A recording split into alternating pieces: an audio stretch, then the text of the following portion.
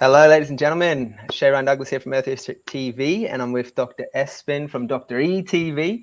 Exciting little episode we got for you guys. We're going to explore what it means to be a soulpreneur, and we've got Dr Espin, who's been a pioneer in this space. He's been leading retreats, incredible transformational seminars and experiences that just really help people to unlock their full potential, really dive deeper into what is truly capable when we're in alignment with our service-orientated being that we all are born into this planet with. So Dr. Espin, I'm really excited to unpack this with you, and thanks for taking the time out to join me today.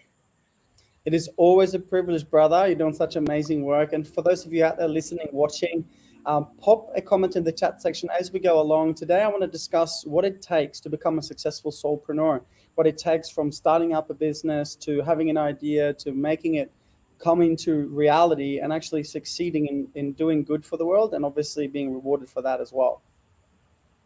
This is so huge, Dr. E, because, we're witnessing so many people losing jobs or choosing not to have a career change. There's a massive moment and period of transition for a lot of people. And so I really wanted to, just see where you're at, because you've exemplified on such a big level over the last, many years of your life, where you've stepped into this soulpreneur journey to really serve the people, help people unlock their true potential, and grow as a conscious family. So it's really exciting, and I feel this conversation can really start to help people who are listening, or the viewers, really drop in and find out what it is that their gifts are, what it is that their purpose is. And I'm keen to hear how you found your purpose on the journey, what was the catalyst for you to jump into this kind of work, and also hear more about the retreats and the seminar experiences that you got coming up soon. Cool, absolutely. So for those watching live, and even if you're watching the recording, pop a line in the chat section. What's your greatest challenge right now in relation to this topic that we're discussing today? What's your greatest challenge in either starting a business, scaling a business, or maybe being out of a job and wanting to do something? What's your greatest challenge in mission and purpose and finances right now? That'll be great. And we'll see if we can weave some of those into the conversation. So it's, as you said, Shay, these are unprecedented times. A lot of people are having to or choosing to evolve quickly. And what we see in these situations is that very often we're going to be quite challenged in order to come up with a solution quickly enough to be able to be fulfilled within that space, not to live in too much stress, and also have it return, as in capitalize on the service that we deliver to the people. So the journey is really simple, guys. For those of you who know me, I've been running events now as live events for about 7 years. And I think, and the first thing to write down if you're interested is, there's only one difference between a successful soulpreneur and a person that is not successful, however you want to deem success. There's only one distinguished action that is the difference between those two, and that is that the person that is successful did not give up. What is a successful person? A successful person is a person that has had the opportunity to make mistakes and overcome obstacles along the way. So when you face an obstacle, a challenge, as I always say, there's two ways to see it. One is on the way, and two is in the way. If you see it in the way, then it's not actually helping you bring forth who you are and make a difference. But if you change the question to, how is this happening for me? How can I grow and evolve from this? It'll change everything accordingly, because now you understand that you are on the path of the successful entrepreneur that simply just didn't give up. We make mistakes all the time. That's one of the things I want to talk about today is, what are some of the mistakes that I've made? And, how can you go through COVID as a, cheers. How can you go through COVID as a live events company and still come out on top? Because that certainly wasn't that easy.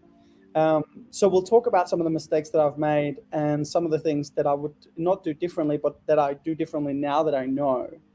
And the first thing, as I said, is seeing obstacles for what they really are, opportunities. And when you do, you are able to persist until you succeed. Wow, the wind is really coming through here on top of the mountain today. Let me close this window. So that's the first thing, ladies and gentlemen.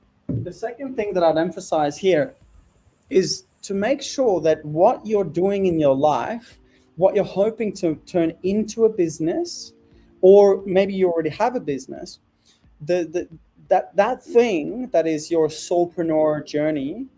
And may I just clarify the difference between a soulpreneur and an entrepreneur is that a soulpreneur stands for something that is good for the people, that is good for the world, and that is good for us. So you can be an entrepreneur, you make a lot of money and be successful, but not necessarily sell a product that is going to be good for people, right? So deep down, you know if you have something inside of you that is good for people, that is serving people, that you feel good about. If you're currently in the job or in a career where you're doing something that you know doesn't serve the greater good, my best suggestion is get out. Stop what you're doing. Do something new, something different. And I know it can be scary, but do something different because it doesn't serve your soul. The soulpreneur, soul, state of unconditional love. How can you base what you're doing around love and service? So that's the second point. So the first one is persist until you succeed. See challenges for what they really are. Second one is feel into and use your intuition as to this thing that I'm currently doing, that I'm giving my life force to, is it returning? Is it making the world a better place? And is it something that is aligned with my highest values? Is it something that is aligned with who I really am? So on that point, that's the third step. People very often ask me, hey, how do I find my purpose? Well, firstly, you don't need to find it because it's already there. Your higher self, your spirit, soul, consciousness already knows itself. It's never lost, it's never missing. It knows all there is to know all the time. But sometimes the lower self, the body, the mind, the emotion, the associated history in the three-dimensional world, this physical experience, sometimes the lower self is not connected to the higher self, of which the lower self, which is a part of us, can ask, what's my purpose? What am I here to do? I don't know my purpose. I need help. I'm lost, whatever. You can feel that way, yes, but just remember, if you believe that you're a spirit and a soul as well as a physical body, then you already know. So the first step is to realize that you already know all there is to know. Okay, that belief system will get a lot of the job done for you, which is really exciting. The second thing, as I said before, is that your highest values, my pleasure, guys, my pleasure. Thank you so much for commenting. I'm here to serve, so let me know how I can help.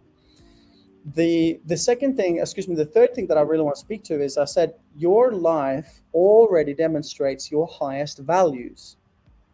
Okay, you might want to write that down. My life already demonstrates my highest values. And what I mean by that is that your purpose, your mission on this planet, my friend, is your highest value.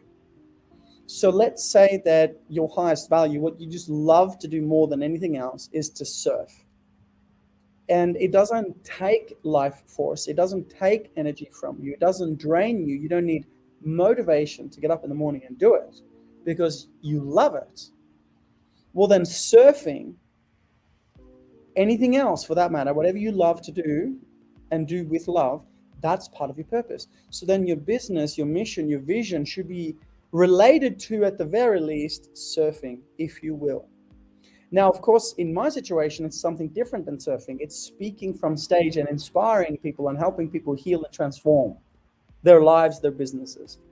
So I know that when I'm on stage, I am living a life that is aligned with my highest value. And it's not going to take that much energy. It's not going to drain me. It's not going to make me experience procrastination, hesitation, frustration, desperation, and depression. What it does, gives me inspiration. And inspiration is a pull, you see, not a push. There's a big difference. A push or motivation requires energy. And you're going to run out of external energy. But an inspiration or a pull, it doesn't take energy, it gives you energy. So step number three, point number three here is to be clear on your highest values. If you don't know your highest values, you can do some of our work. You can find it there. Some of the work of Dr. John Demartini on his website, drdemartini.com. You can do a values determination process. We do that in the accelerator program. We do it in the elite program. And we do it in our events. So that people get really clear on what our highest values are. Because when you're clear on what your values are, and you create a life and a business in relation and alignment to that which gives you energy, you're going to be a successful soulpreneur.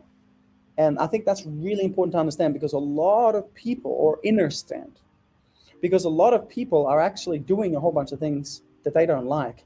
In fact, the number one regret of thousands of people on their deathbed is, I quote, "I wish I had the courage to live a life true to me and not the life that other people expected of me." That's the number one regret of thousands of people on their deathbed. So I know COVID has been tough on us all.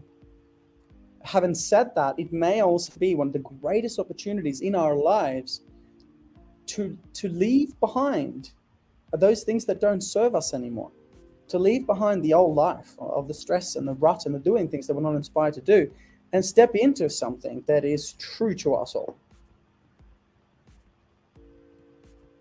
What else you want to ask, Shay? Beautiful drop there, Dr. E. I love it, man. Thanks for sharing. You're doing some tremendous transformational work in around the world, but particularly here in Australia, because we've been kind of limited to travel in the last couple of years, and it's really changed a lot of people's lives, myself included, as a testimony to that. And I'm curious, what has been the biggest roadblock for you that you've experienced, you've had to overcome, that has led you to this point where you really can just step into that that deeper sense of service and really connecting that in from source, as you talk a lot about this in your retreat, really connecting to source as a primary foundation for giving and being of service to the world. And how do you what practices do you do to enable that to come through on a daily basis for you? All right, let's get deep. So one of the things that I'd mentioned before that I'd like to speak on today is mistakes. And you can call them opportunities to learn, opportunities to grow, whatever. But I'd like to take you through some of the mistakes that I made in the past that I got the chance to heal and capitalize on eventually, based on running a business, a conscious enterprise in these times. So the first mistake that I did when I was younger as an entrepreneur, Soulpreneur, is that I really focused on building all the external systems and other things, and didn't give my team and my staff and my crew enough time. So what is really important to understand is that you always want to buy back time. Time is your second greatest asset. Your first greatest asset is, of course, your energy, because everything is energy, including time and money. So always buying back time and being able to automate systems and hire amazing coaches and consultants and people that can come in and help you restructure the business and look at your life and look at what you can do to buy back your time, buy back your energy, buy back your freedom. And in doing so, giving you the opportunity to develop and nurture beautiful relationships with your staff, with your community. And if you ask anyone, and if there's anyone watching, please comment in the chat section if you've been to any of our events, particularly the 3-day Quantum Advanced event.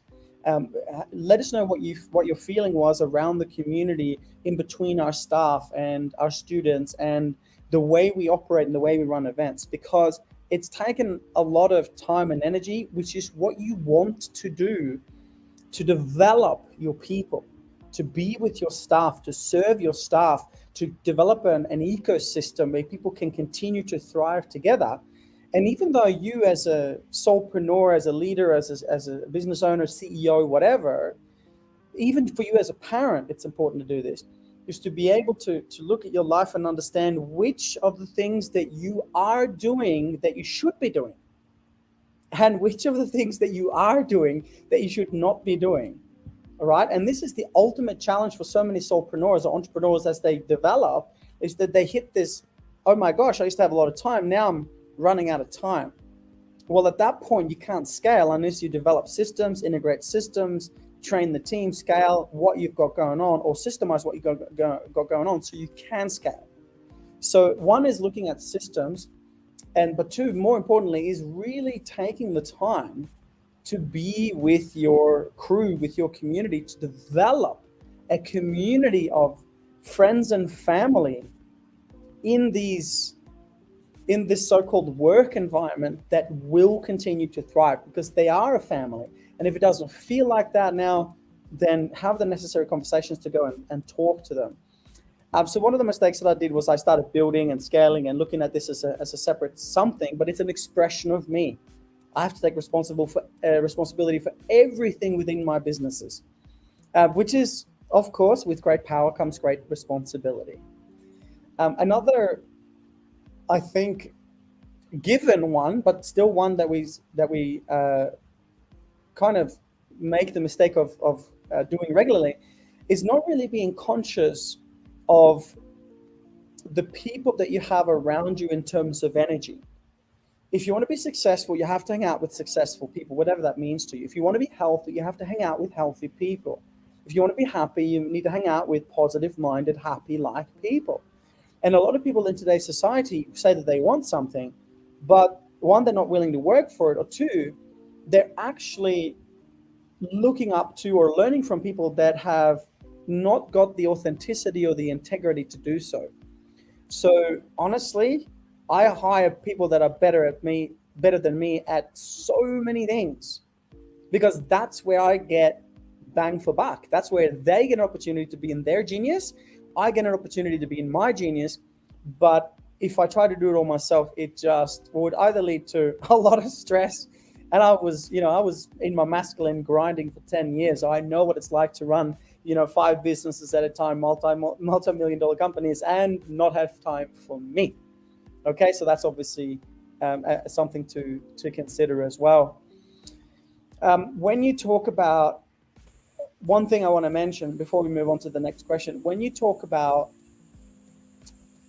what's happening in the world and this COVID situation and the pandemic and its effect on small businesses primarily, it seems that small businesses have almost been targeted at the moment. It's very interesting. And the big ones are scaling and doing, many of the big ones are scaling and doing really well in this market. This has been the greatest transfer of wealth in the history of humanity, where the greatest amount of money have gone from the poor to the rich in the history of our species. So we have to understand that there's a lot of pressure on small businesses at the moment. The more we can support each other, the better it is. One of the things that I first did, one of the first mistakes that I made when COVID hit and things became challenging in a different way, is that I started pointing fingers outside of myself and saying things such as what many of us do, the government's doing this and this is happening over here, and that I am this way and my business is struggling and going through these challenges because of them.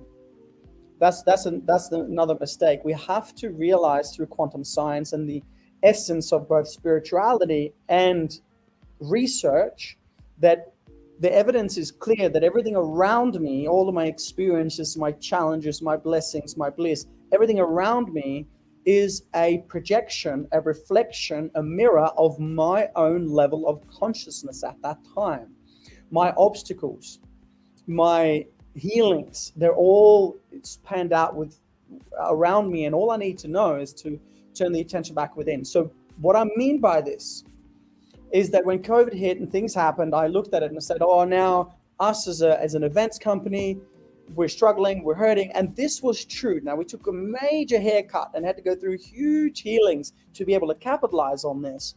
And when they zigged, we zagged. When everyone said we're not doing events, we continued to serve the people. According to the guidelines, yes, but we continued to serve the people. Why? There's 4 times the amount of people dying from mental illness and suicides compared to that thing that we are all seemingly worried about these days. So yes, it is real. And yes, it's had an effect, but how can we come out on top? How can we see this on the way instead of in the way? So this is what I did. Now, I'm not going to recommend that you do this because it is painful, but gosh, it's one of the best things I've ever done for me and for my companies in my life.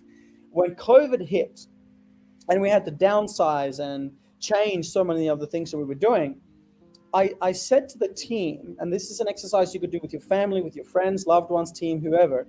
I said to the team, I want you to please tell me and take note and write down every time you've seen me be out of integrity, every time you've seen me drop the ball, every time you've seen me say something and not follow through on it, anytime you see something within what's happening in our mission, in our business, that is not in authenticity and alignment with what we teach, which is healing, consciousness, personal development, empowerment, business success, etc.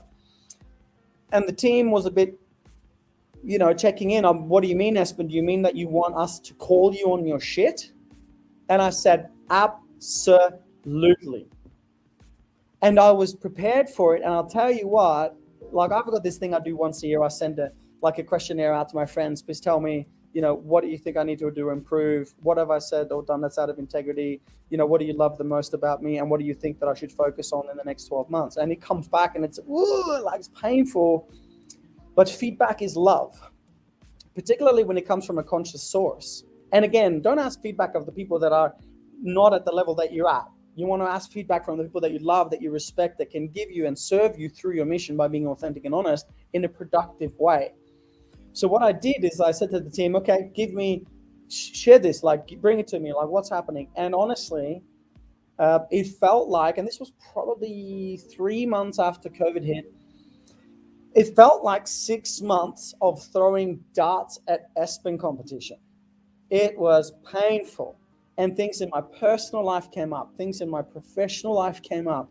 Things that the team had on their minds and on their hearts that they hadn't shared came up.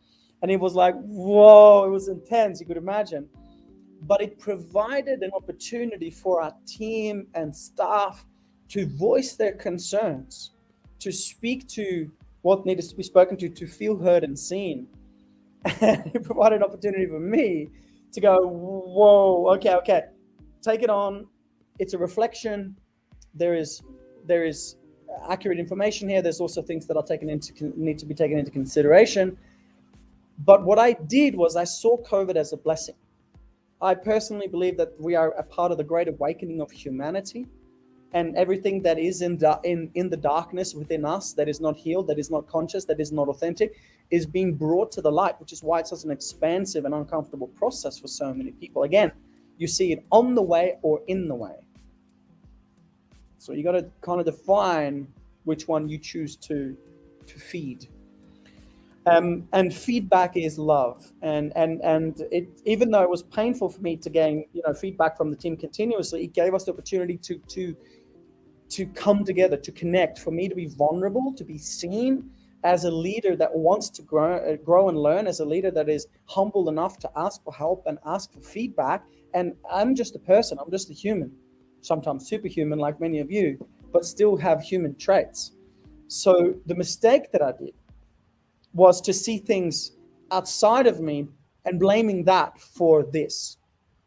And the solution that I created from that was to take it to the team and say, hey, listen, if this is happening for us, if this is part of the healing that we need to go through, tell me where I can heal. Tell me where I can improve. Tell me where I can be better and how I can serve you better and support you better.